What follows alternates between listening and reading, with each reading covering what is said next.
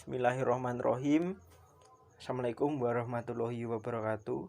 Di sini kami dari kelompok 7 akan mempresentasikan makalah kami yang berjudul Peran Guru dalam Pengembangan Kurikulum PAI. Nama anggota kelompok saya Muhammad Gondorianto, NIM 20 12337, dan yang kedua teman saya Naila Muadib Mihatul, NIM 20 12355, dan yang ketiga Nisa Wahyu Amalia, NIM 20 12360. 1. Peran guru sebagai implementer. Peran guru sebagai implementer. Guru merupakan titik sentral, yaitu sebagai ujung tombak lapangan dalam pengembangan kurikulum. Keberhasilan belajar mengajar antara lain ditentukan oleh kemampuan profesional dan pribadi guru. Peranan guru tercermin dalam bentuk kegiatan guru. 1. Merumuskan tujuan khusus pengajaran berdasarkan tujuan-tujuan kurikulum, karakteristik peserta didik, mata pelajaran atau bidang studi, dan karakteristik situasi kondisi sekolah atau kelas. 2. Merencanakan kegiatan proses belajar mengajar yang dapat membantu secara efektif peserta didik mencapai tujuan yang ditetapkan. 3. Menerapkan rencana atau program belajar mengajar yang dirumuskan dalam situasi pembelajaran secara nyata. 4. Evaluasi hasil dan proses belajar mengajar pada peserta didik. 5. Mengevaluasi interaksi antara komponen-komponen kurikulum yang diimplementasikan. Melanjutkan materi dari Saudara Gondo, peran guru sebagai adapter. Guru memiliki wewenang untuk menyesuaikan kurikulum yang terbentuk dengan kebutuhan sekolah, kebutuhan masyarakat, dan kemampuan peserta didik. Guru diberi hak untuk membentuk kurikulum yang sesuai dengan sekolahnya, atau biasa disebut dengan pengembangan kurikulum model desentralisasi. Kurikulum desentralisasi ini disusun oleh sekolah ataupun kelompok sekolah tertentu dalam suatu wilayah atau daerah. Pengembangan kurikulum semacam ini didasarkan atas karakteristik, kebutuhan, perkembangan daerah, serta kemampuan sekolah atau sekolah tersebut. Selanjutnya, kelebihan guru sebagai adapter. 1.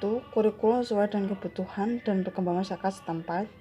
2. Kurikulum sesuai dengan tingkat dan kemampuan sekolah, baik dalam kemampuan profesional, finansial, maupun manajerial. Yang ketiga, disusun oleh guru sendiri, dengan demikian sangat memudahkan dalam pelaksanaannya.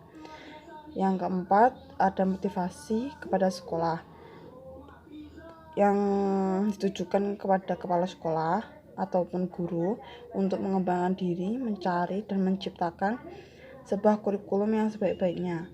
Dengan demikian akan terjadi semacam kompetisi dalam perkembangan kurikulum. Selanjutnya, peranan guru dalam pengembangan kurikulum. Yang pertama, pengelolaan administratif.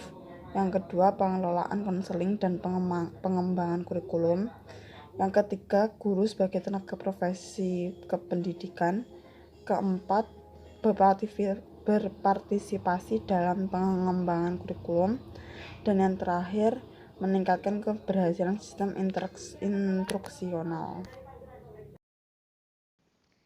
Baik, saya akan meneruskan penjelasan yang selanjutnya, yaitu memperkaya kurikulum. Artinya, guru atau dosen berperan menjabarkan, mengembangkan, dan menganalisis topik atau pokok pembahasan yang ada dalam silabus.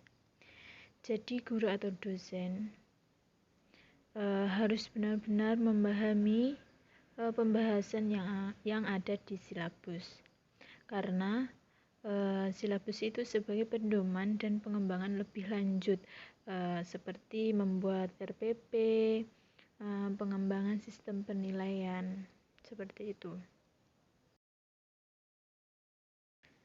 Selanjutnya, peran guru sebagai researcher.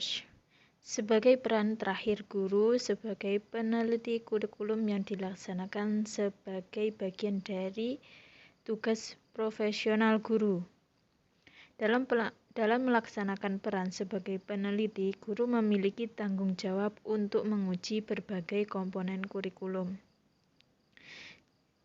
Jadi researchers ini sebagai peneliti kurikulum. Dalam fase ini, guru berperan sebagai peneliti. Guru memilih tanggung jawab untuk menguji komponen-komponen kurikulum seperti menguji bahan-bahan kurikulum, efektivitas program, strategi dan model pembelajaran. Bahkan termasuk juga mengumpulkan data tentang keberhasilan siswa mencapai target kurikulum. Yang terakhir yaitu fungsi guru atau dosen sebagai implementator. Yang pertama, memperkaya kurikulum. Yang kedua, meningkatkan relevansi kurikulum dengan kebutuhan, bakat, dan minat anak. Yang ketiga, menyesuaikan kurikulum dengan kebutuhan, tuntutan, dan perkembangan yang terjadi di tengah-tengah masyarakat. Yang terakhir yaitu menyesuaikan kurikulum dengan perkembangan ilmu pengetahuan, teknologi, dan seni. Mungkin cukup sekian materi yang bisa kami sampaikan. Jika ada yang belum paham dan ingin bertanya, silahkan bertanya di kolom komentar. Kurang lebihnya, kami mohon maaf. Billahi taufik wal hidayah, waridha wal inayah. Wassalamualaikum warahmatullahi wabarakatuh.